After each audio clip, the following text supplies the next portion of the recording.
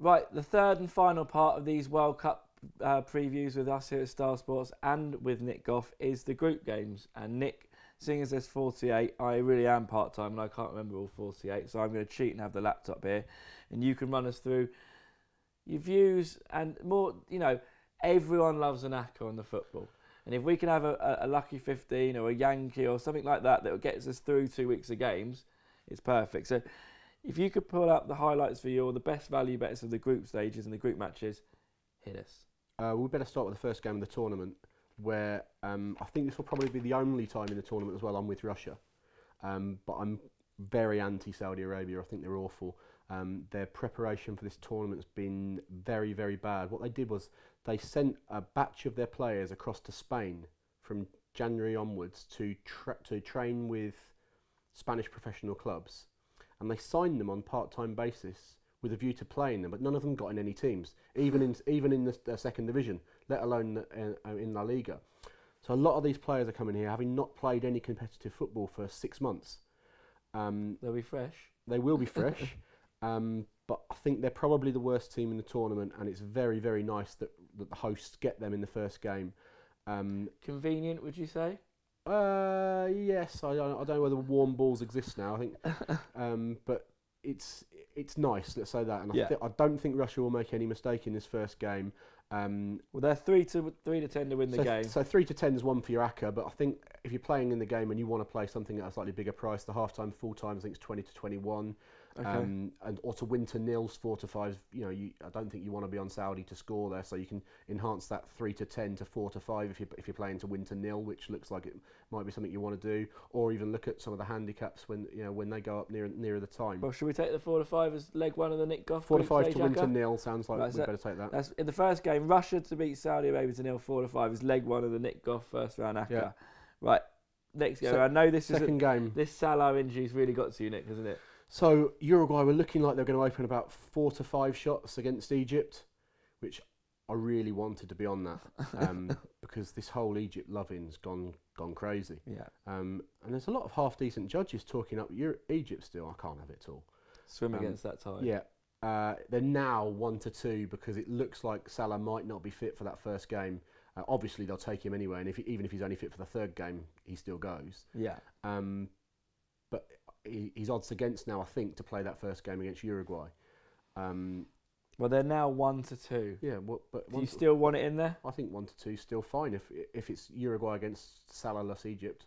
Right. Okay. So that's Cavani and Suarez tearing into the Egyptian back four. So that's Russia to win the nil 4 to 5. Uruguay to beat Egypt 1 2. Now this is the one I like.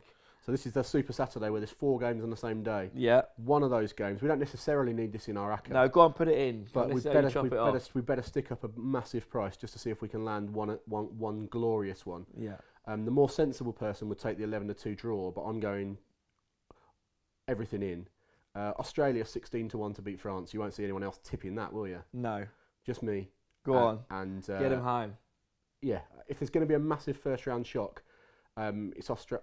I really like Australia. I think I'm pro them in everything. I've backed them myself to qualify. I'll be on them on the Asian handicap +2 here. Look, we'll back Australia at 16 for the glory, but you were saying that +2 at probably like 10 to 11, or even +1.5, something like that.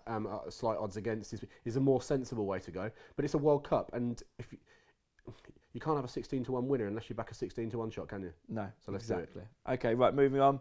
Peru, Denmark's a game we talked about. England, Tunisia. Any of these? Yeah, Denmark 23 to 20 against Peru. I thought I was going to be strong. This news that Guerrero's back and available, I think, has given Peru a massive buoy, and so maybe we'll leave it out. Sort of lifted the other players as much as anything, isn't it? He's the focal point of their attack, and without him, I think they were going to really struggle in opposition's penalty boxes, and that has given Peru a big lift. And so, what I thought was going to be a bet for me in the first round of games, I might now leave. Right. Okay. England, Tunisia. I've got written down here. 4 to 11, England. No. That's just a waste of my time right now. I just must have not been listening. It's just because it's England we feel obliged to talk about it, but there's nothing to say. No, ignore them. And the England-Belgium game's the same. We think the prices are about right. So that'll be the final game in the final game of the group stage, and a lot of firms, Star included, have got all of the 48 games priced already.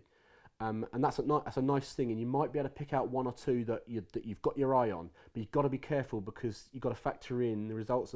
So say England have drawn one of their first 2 games, but Belgium have won all of theirs.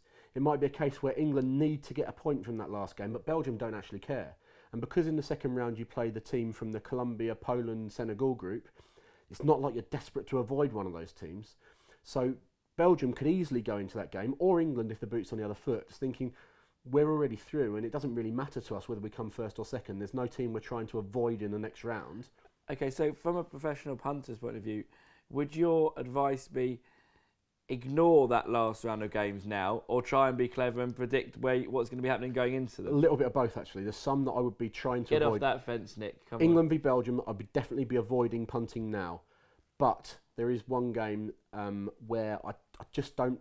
If my view about Australia is right, and it might not be, but if it is, 23-10 against Peru in the final game, if Australia played better than the market expects in the first 2 games, and Peru are just what they are, that won't go off that price. Right. So that'll be one where I might take it now. The other one was Japan against Senegal.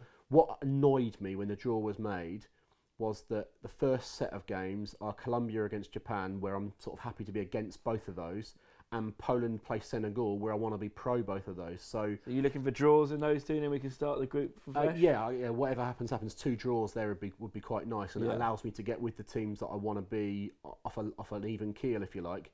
But the second round of group games, Senegal play Japan, and Senegal have opened about 6-4. They're only slight favs against Japan. Japan haven't played a competitive fixture under this manager. They sacked the manager after qualifying. There was doubts about the old manager taking players like Kagawa and Honda, the old guard of Japanese football, with them. So they've not been part of the squad the whole way through. Their friendly results have been really underwhelming.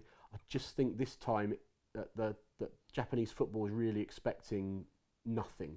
And sometimes that can work in your favour, but here I think the Senegalese side are fancying themselves to qualify from this group, and to do so they'll have to beat Japan around 6-4. I quite like that. Right, so in conclusion for the group games here, are we going to have a lucky 15, or are we going to go lucky 31 with the 16-1 Australia in there? Stick it in. Stick it in. Right, so to highlight what we've gone through there, Nick's putting up Russia to beat Saudi Arabia to 0 at 4-5, Uruguay to beat Egypt at 1-2, the big mighty Australia going in at 16-1 against France, Denmark to beat Peru at 23-20. We left that one out, didn't we, Denmark? Did we leave that one out? Yeah. All right, we're leaving that one out, and we're putting Senegal in. Australia 23-10 against Peru. So we're going to put Australia in twice. Oh no, we better not do that. Go on, Denmark it is. Denmark it is. Yeah. Denmark it is at 23-20, and it's all running on to Senegal to beat Japan. So that's your 5 in there. We've been through the outright market, we've been through the groups, we've been through games.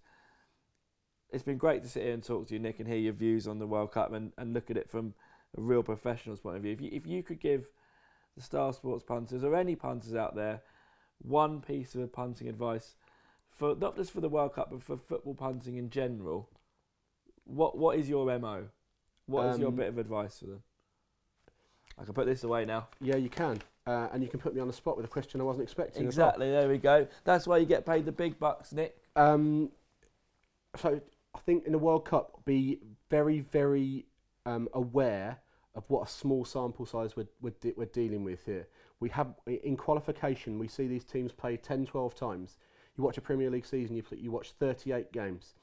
So make sure that you're understanding that what happens in qualification was 2 years ago, and we might not be seeing the same stuff happening now. Okay. And bear in mind that certain things have changed. Like Japan, it's completely changed. What happened in qualifying there, you don't know whether you're going to see the same formation, anything like that. Don't read too much into friendlies.